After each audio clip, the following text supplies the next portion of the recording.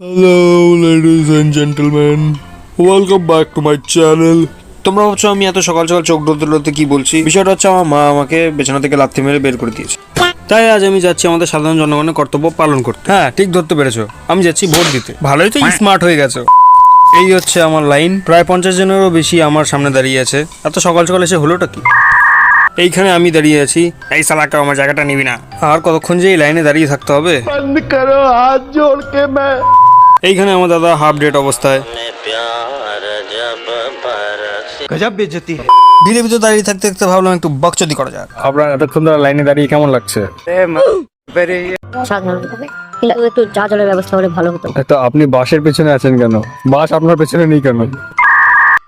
বকচদি শেষ করেও দেখি লাইন যে কার সেই। অবশেষে অনেক মারামারি করার পর সামনে এলাম, ভোট প্রদান করলাম, দাদাও বেরোলো, তারপর দুজন খেলাতে খেলাতে বাড়ি চলে গেলাম। ভিডিওটা এখানে এন্ড করছি, সাবস্ক্রাইব করে দিও, বাই।